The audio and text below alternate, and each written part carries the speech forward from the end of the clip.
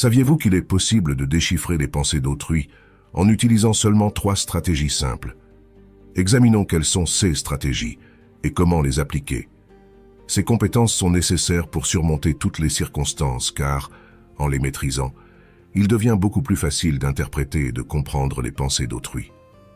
Examinons une histoire sur le thème stoïcien qui illustre comment déchiffrer les pensées d'autrui. L'histoire se déroule ainsi. Dans un ancien village vivaient 2 frères. L'aîné était aveugle et passait la majeure partie de son temps à la maison, tandis que le cadet s'occupait de l'agriculture. Souvent, ils découvraient que leurs champs étaient ravagés par des animaux sauvages. Le cadet, préoccupé par cette situation, a finalement trouvé une solution. Il pensa « Pourquoi ne pas demander l'aide de mon frère aveugle pour éloigner les bêtes du champ? Il pourrait rester parmi les cultures et alerter à l'audition de n'importe quel bruit d'animaux. » Après réflexion, le cadet construisit une petite cabane sur le champ et y transféra son frère aîné en expliquant « Frère, si tu entends un bruit suspect, crie simplement pour effrayer les animaux. Cela préservera notre récolte. » L'aîné accepta l'offre et commença à jouer son rôle dans le champ. Chaque fois qu'il entendait un bruit d'animaux, il criait pour les effrayer. Ainsi se passèrent plusieurs jours jusqu'à ce qu'un cerf traverse rapidement le champ, endommageant une partie de la clôture avant de s'enfuir. Peu après, le roi, qui poursuivait le cerf, arriva sur les lieux. Le monarque s'adressa au frère aveugle et lui demanda s'il n'avait pas vu le cerf passer. L'aveugle répondit « Votre Majesté, je suis aveugle. Comment pourrais-je voir un cerf?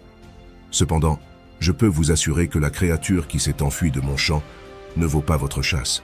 Vous gaspillez vos efforts en vain. » Le roi fut stupéfait par les affirmations du frère aveugle et l'interrogea sur ses connaissances.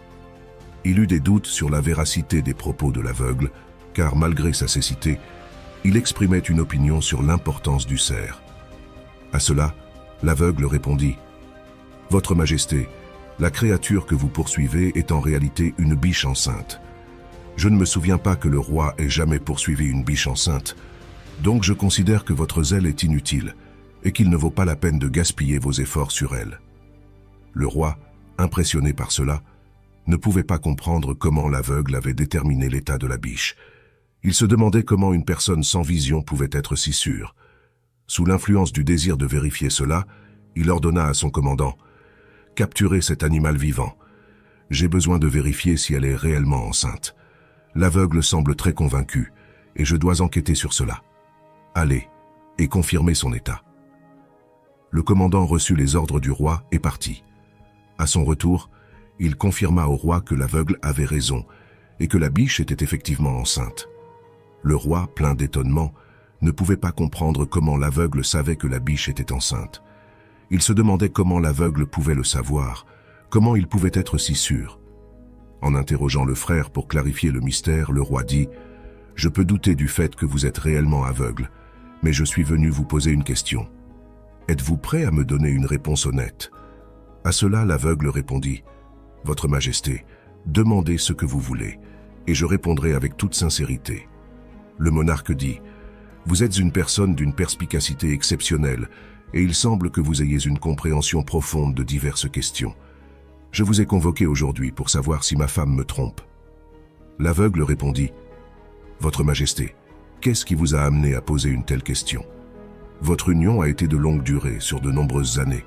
Pourquoi alors de tels doutes surgissent-ils maintenant dans votre esprit? » Cependant, le roi insista, affirmant « Vous devez répondre à cette question, sinon vous serez exécuté. » Face à la menace du monarque, l'aveugle exprima « Votre Majesté, pour vous donner la réponse que vous cherchez, j'ai besoin que vous satisfassiez une de mes demandes. » Le roi demanda « De quoi s'agit-il » À cela, l'aveugle répondit « Pour cela, j'ai besoin de rester seul avec votre épouse dans une pièce. » Au début, le roi était mécontent de cette proposition, mais finalement, il accepta et ordonna à son commandant de laisser l'aveugle et la reine seuls dans la pièce.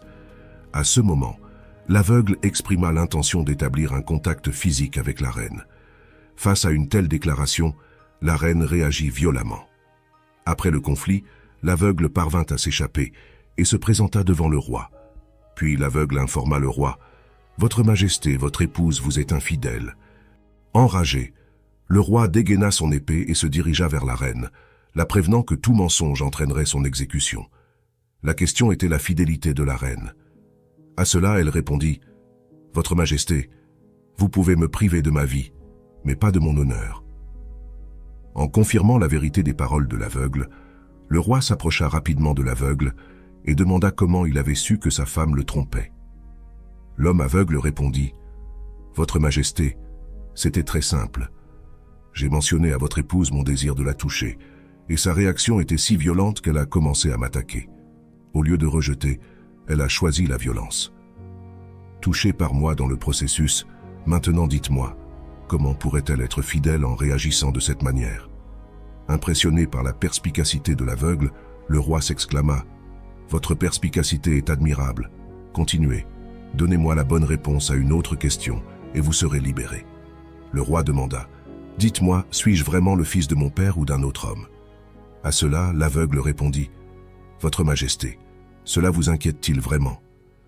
Néanmoins, le roi insista « Non, j'ai besoin d'une réponse concrète, sinon les doutes me consumeront.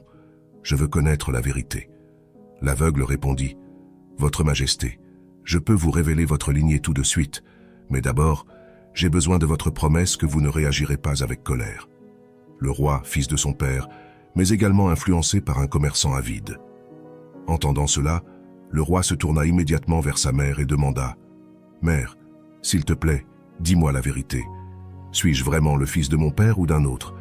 Si tu ne me le dis pas, je renoncerai à mon existence juste ici. » La mère du roi répondit « Fils, tu es vraiment un descendant de ton père, mais tu es également influencé par un commerçant avide. » Soulagé, le roi retourna immédiatement vers l'aveugle et demanda comment il savait qu'un commerçant avide l'influençait. L'homme aveugle répondit « Votre Majesté, j'ai correctement répondu à plusieurs de vos questions, mais je n'ai encore reçu aucune récompense. De cela, j'ai conclu à votre inclination pour l'avarice. » Le roi rit et dit « Ce que tu demanderas te sera donné, mais explique-moi comment tu distingues le juste du faux. Comment peux-tu donner des réponses si précises ?» L'aveugle dit « Votre Majesté, ma cécité est congénitale. Si j'avais eu la vue, j'aurais facilement pu comprendre les pensées des autres personnes. L'esprit a son propre langage reflété dans les mouvements corporels. En observant les yeux, les lèvres et les gestes, on peut comprendre ce qui se passe dans l'esprit d'une personne. Mais étant aveugle, je perçois à travers les actions pour comprendre ce qu'une personne est vraiment, en me basant sur ce qui se passe dans son esprit. » Le roi demanda « Donc, je pourrais aussi comprendre les pensées des autres. » À quoi l'aveugle répondit « Sans aucun doute, vous pouvez également distinguer les pensées des autres. Mais d'abord, vous devez travailler sur vous-même. Ce travail implique de calmer votre esprit et de vous concentrer sur le présent. Pour cela, aujourd'hui, je vais vous montrer 3 méthodes simples et accessibles. Tout d'abord, appuyez sur « J'aime » et abonnez-vous à la chaîne si vous aimez ce type de contenu. Mais revenons à la sagesse. Les yeux et l'expression corporelle sont les messagers de ces émotions. Dans les moments de tristesse, ils reflètent un tel sentiment, tandis qu'un rire sincère qui fait briller les yeux et soulève les joues signifie le bonheur, la bienveillance et la générosité. Les yeux jouent un rôle clé. Quand ils sont vifs et scintillants, on peut faire confiance à ce que la joie est authentique. De plus, faites attention à la zone entre les sourcils où des rides se forment sous tension, exprimant souvent de la confusion, une réflexion intense, ou l'effort de comprendre quelque chose de complexe. La deuxième technique, Votre Majesté, consiste à observer le langage non verbal. Le corps et les mains peuvent transmettre beaucoup sans mots, créant un langage secret qui exprime les désirs et les sentiments à travers des gestes tels que le tambourinement des doigts ou le bruit répétitif en tapant sur quelque chose. Cela peut indiquer l'ennui, l'impatience ou le désir de terminer la conversation. Je me souviens d'une fois où j'ai rencontré quelqu'un qui était très intéressé à me vendre quelque chose. Ses doigts tapotaient rapidement sur son genou, indiquant un désintérêt ou une anxiété à finir notre conversation. Au contraire, une personne qui reste immobile et prend une posture détendue montre de l'attention. Ce comportement reflète un intérêt sincère et le désir d'écouter davantage. Je me souviens comment mon professeur perspicace adoptait souvent une telle posture. Bien que calme, il s'inclinait avec intérêt, montrant son désir de s'engager davantage dans la discussion. Les gens qui manipulent constamment leur visage pendant une conversation peuvent vous donner des indices sur leurs pensées. Ces gestes indiquent de l'anxiété et des intentions cachées. De même, les mouvements des mains peuvent révéler beaucoup. Par exemple, si quelqu'un touche rapidement son nez pendant une conversation, cela peut suggérer qu'il ment ou n'est pas tout à fait honnête. Faire attention à la façon dont ils réagissent à nos paroles et comprendre ce qui se passe dans leurs esprits peut aider à interpréter leurs pensées. Cependant, avant de continuer, il est extrêmement important de concentrer votre attention sur le présent. Seulement ainsi vous pourrez observer tous ces comportements, les interpréter et comprendre ce qui se passe dans l'esprit de l'autre personne. Si vous êtes coincé dans le passé ou préoccupé par l'avenir, vous ne pourrez jamais saisir le langage corporel de l'autre personne et, par conséquent, ne comprendrez pas ses pensées. Maintenant, Votre Majesté, passons à la troisième technique. Avant que je ne la dévoile, pour que vous puissiez concentrer votre esprit, nous pouvons comprendre les pensées des autres, en particulier lorsqu'ils sont également concentrés sur le présent. Il est important de ramener nos esprits dans le présent pour capter leurs pensées. En continuant avec la troisième technique, l'aveugle a dit au roi que pour comprendre les pensées de quelqu'un, observez sa voix. La voix peut révéler beaucoup sur ce que pense et ressent une personne. Un ton rapide et excité d'un côté, et quelqu'un qui parle lentement et détendu de l'autre, est probablement calme et collecté. De plus, faites attention au ton de la voix. Un ton fort et perçant peut exprimer la colère ou la frustration, tandis qu'un doux et calme suggère la paix et la relaxation. Je me souviens avoir parlé à quelqu'un qui prétendait être heureux, mais sa voix était tendue et agitée, me faisant douter de sa véritable joie. La voix peut également exprimer des émotions, comme dans les cas de soupirs, de cris ou de rires sincères. En prêtant attention à la façon dont ils articulent les mots et utilisent le ton, vous pouvez facilement comprendre leurs pensées et sentiments. Voilà tout, Votre Majesté. Ce sont les 3 techniques que j'ai partagées aujourd'hui. Observez les yeux, le langage corporel et la voix d'une personne. Concentrez-vous sur ces 3 aspects et vous pourrez facilement saisir les pensées des autres. Cependant, n'oubliez pas que vous devez d'abord concentrer votre esprit sur le présent. Seulement ainsi vous pourrez observer, interpréter et percevoir ce qui se passe dans l'esprit de l'autre personne. Ainsi, vous pourrez connaître leurs pensées et enrichir votre existence. L'application de ces techniques dans notre vie moderne exige une approche consciente et délibérée, surtout dans un monde où la technologie et les distractions abondent.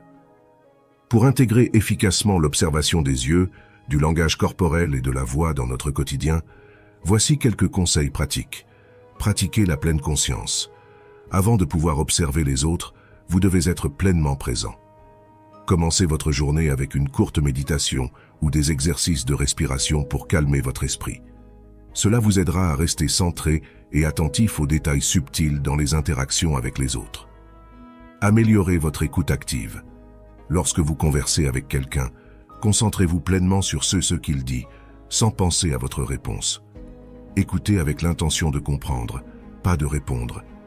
Cela vous permettra de capter non seulement les mots, mais aussi les nuances dans leur voix, qui peuvent révéler leurs vraies pensées ou émotions. Prêtez attention au langage corporel, aux expressions faciales et aux gestes. Par exemple, si quelqu'un croise les bras pendant une conversation, cela peut indiquer une fermeture ou une défense, même si ces mots sont accueillants.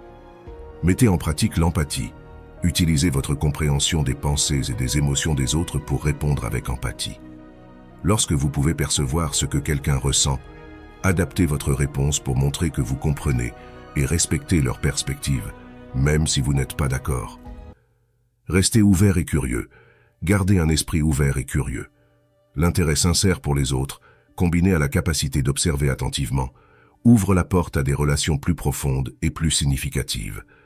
En appliquant ces techniques dans notre vie, nous pouvons améliorer non seulement notre capacité à comprendre les autres, mais aussi notre manière de communiquer et d'interagir, ce qui mène à des relations plus enrichissantes et à une meilleure compréhension de soi. Merci d'avoir regardé cette vidéo et j'espère que ces conseils vous seront utiles. Envisagez de partager avec ceux qui doivent la voir. Après tout, la sagesse doit être partagée pour fleurir. Commentez avec « Je suis stoïque » et je saurai que vous avez regardé jusqu'à la fin. Maintenant que vous choisissiez le chemin du stoïcisme à droite ou à gauche, vous avez 2 vidéos stoïques qui vous plairont. À la prochaine fois.